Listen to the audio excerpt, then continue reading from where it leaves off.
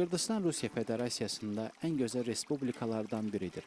Burada əzəmətli dağlar, minillik şixanlar, qışda belə donmayan göllərə, təki dünyaca məşhur olan Başqır balının dadına baxa bilərsiniz. Demək olar ki, ölkə ilin bütün fəsilləri üçün idealdır. Ölkəyə gələn turistlər üçün xüsusi turistik proqramlar təklif olunur.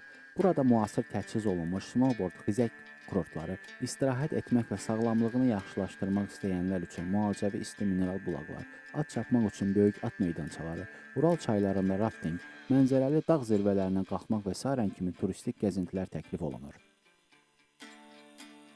Cine Travel for You YouTube kanalına abunə olmağı və sonuna qədər izlədikdən sonra like atmağı unutmayın. Öncədən sizlərə dəyərli vaxtınızı ayırıb videonu izlədiyiniz üçün təşəkkür edirəm.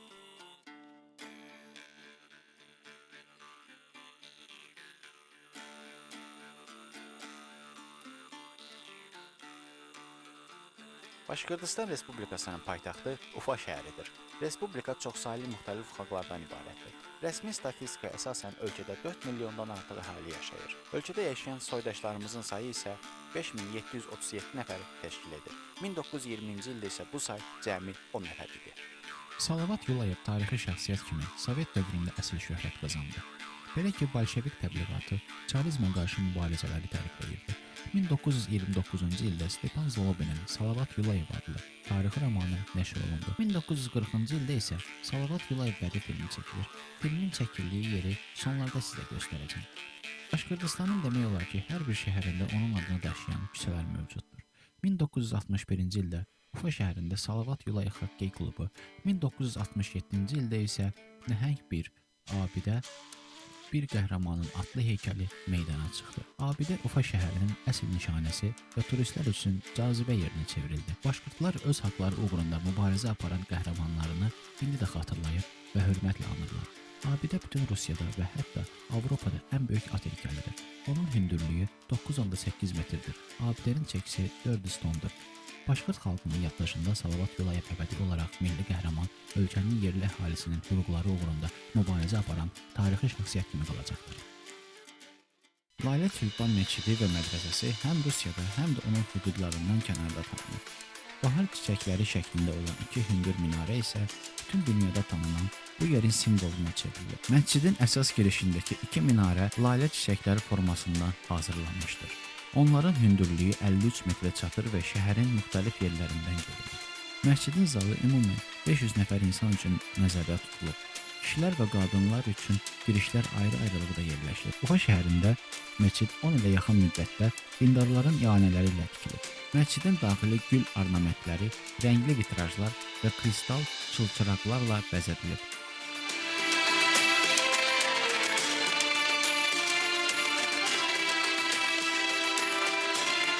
Təxminən 10-15 il əvvəl paytaxt Ufa şəhərini yeni bir küçə sənəti zəbt etdi. Evlərin divarları anlaşılmaz yazılar və rəsmlərlə bəzəndi. Şəhər rəsmiləri əvvəlcə bu fenomenlə mübarizə aparmağa çalışdılar.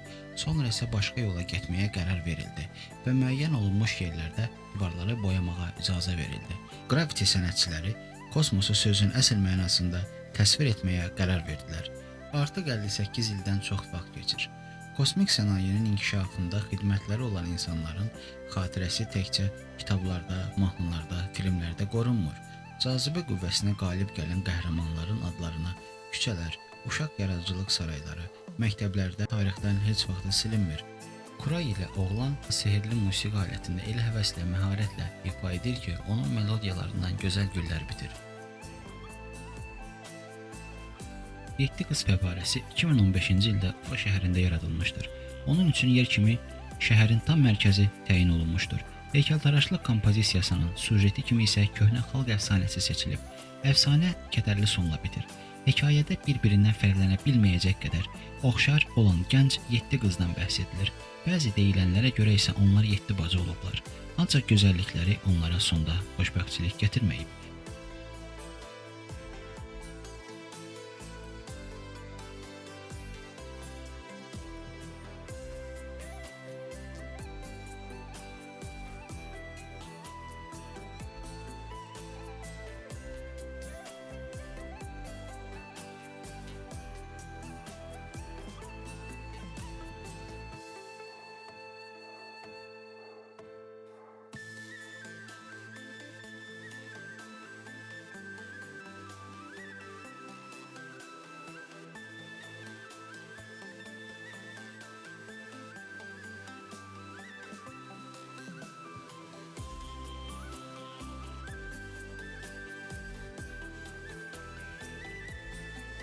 Şəhərin adı iki sözün birləşməsindən yaranmışdır. Şəhərdən axan Stelli çayının adı və başqırsa Tamak, Boğaz, yəni tərcümədə Stelli Tamak, Stelli çayı deməkdir. Stelli Tamakın içəri şəhər adlanan tarixi hissəsində inqilabdan əvvəlki tikililər qorunub saxlanılmışdır. Burada 50-dən çox tarixi mədəniyyət və memarlıq abidəsi dövlət tərəfindən qorunur. Qədim küçələri gəzərək gözəl ictimai binaları, mürəkkəb oymalarla bəzədilmiş, gözəl rəngli taxta daxmaları görmək mümkündür. Stellitamak Belaya çayının sol sahilində, paytaxt Ufa şəhərindən 120 kilometr məsafədə Avropa və Asiya arasında uzanan Başqırdistan ərazisinin demək olar ki, coğrafi mərkəzində yerləşir.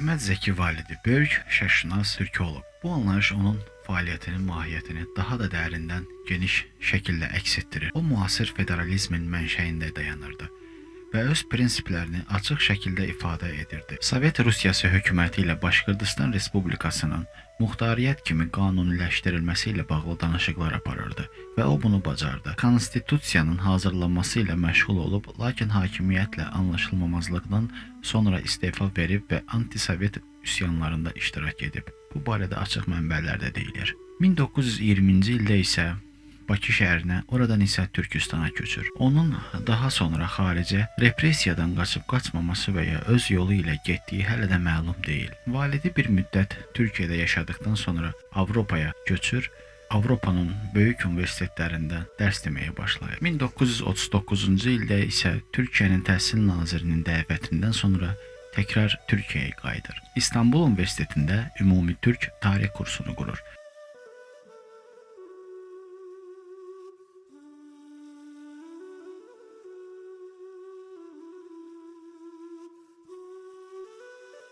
...1948-ci ildə yenidən İstanbul Universitetində dərs deməyə başlayır. 1967-ci ildə isə Doğan'a Manchester Universiteti tərəfindən şərəf doktorası verilir. Zəki Validi 26 avqust 1970-ci ildə İstanbulda dünyasını dəyişir.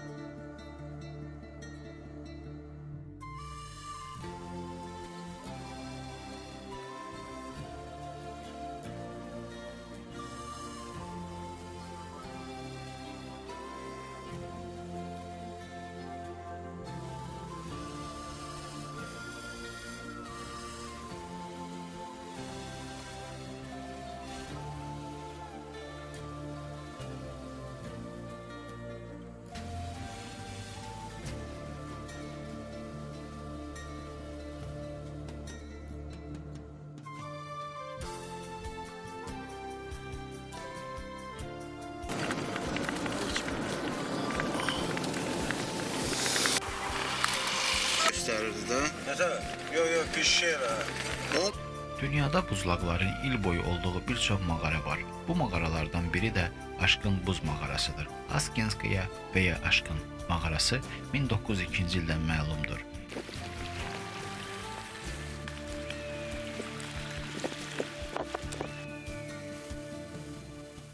Burada bizi bələdçi qarşılayır, mağarada necə davranmaq barədə kiçik briefing keçirir.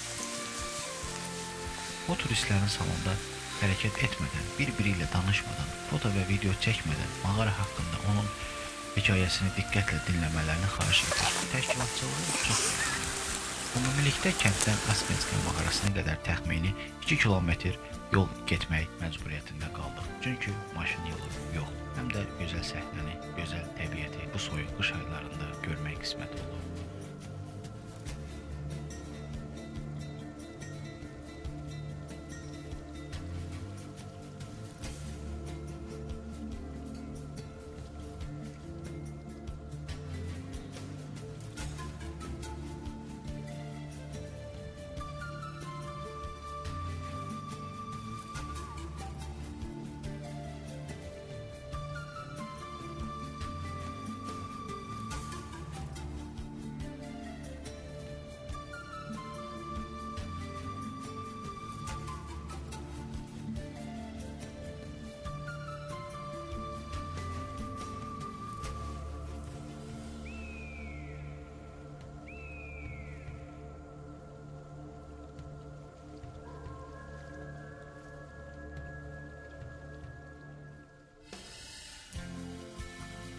Əvvəlcə turistlər sakitcə dayanaraq bələdçinin hekayəsini diqqətlə dinləyirlər. Fotoşəkillər və videolar üçün cəmi 7 dəqiqə vaxt verilir. Mağara adını Askın çayından almışdır. Həqiqətən də Askinskaya mağara kifayət qədər kiçik olmasına baxmayaraq, ana təbiət burada buz heykəllər kolleksiyası toplayıb. Mağaranın hündürlüyü 32 metr, uzunluğu 100 metrdən çox, eni 40-60 metr olan nəhəng bir məkanda yerləşir. Bu Uraldakı ən böyük buz mağarasıdır. Mağaranın yaşı qədimdir, ən azı 1.5 milyon il. Hündürlüyü 10 metr və diametri 3 metr olan nəhəng buz stalagmitləri burada böyüyür və hər səsi təkrarlayan polifonik əks-səda yaradır. Buz mağarasının ən məşhur stalagmiti ayı stalagmitidir. Bu buz heykəl arxa ayaqları üzərində dayanan ayını demək olar ki, tamamilə kopyalayır. Onu mağaranın sahibi də adlandırırlar.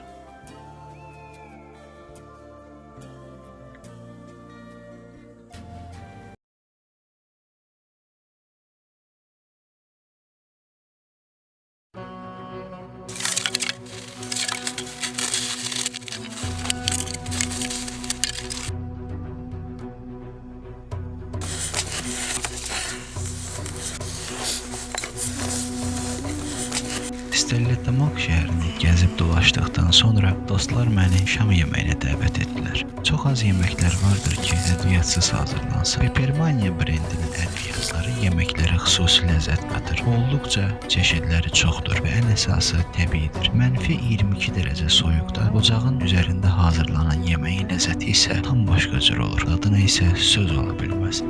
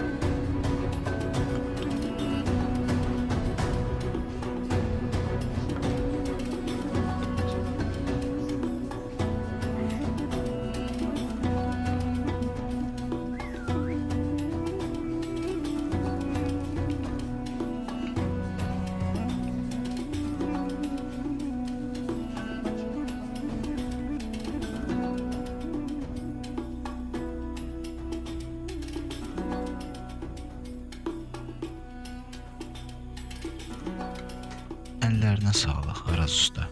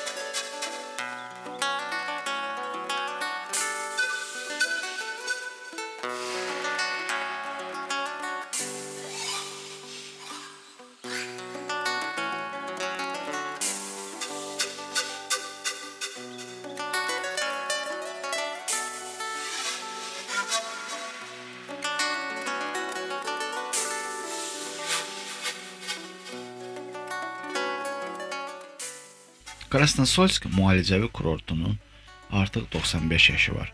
Rusiya və beynəlxalq mükafatlara layiqdir. 2019-cu ildə sanatoriya Rusiyanın premium keyfiyyət sertifikatı və Rusiya Federasiyasının ən yaxşı sanatoriyası adına layiq görülüb.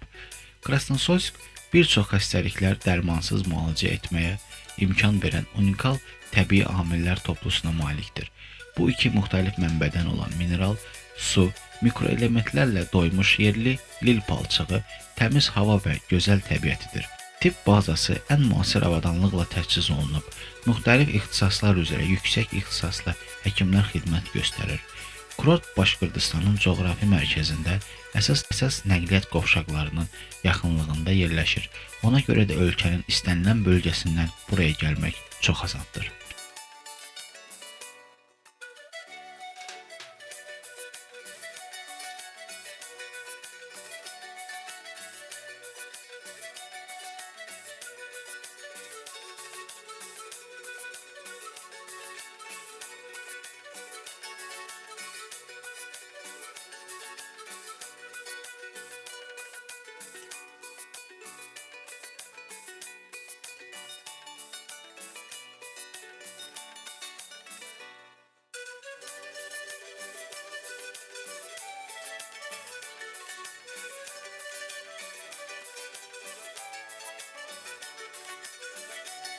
Yolumuzun üstündə bir çox gözəl görməli yerlər var.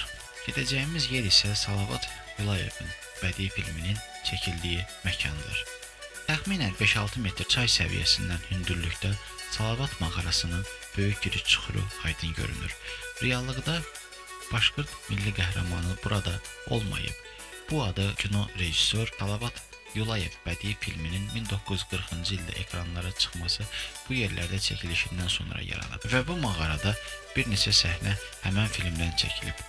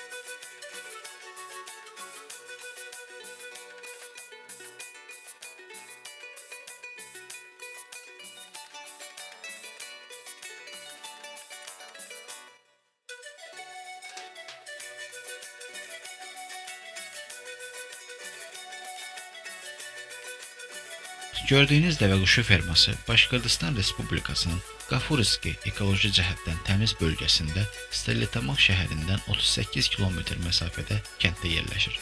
2013-cü ildə gənc fermerlər tərəfindən istifadəyə verilmişdir.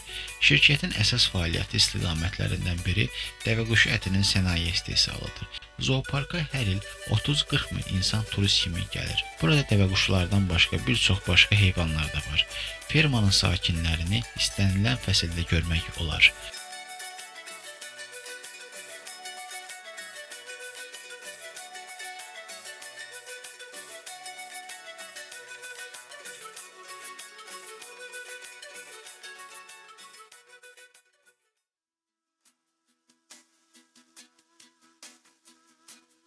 Taratau dünyanın ən qədim dağlarından biridir. Onun yaşı təxminən 285 milyon ildir.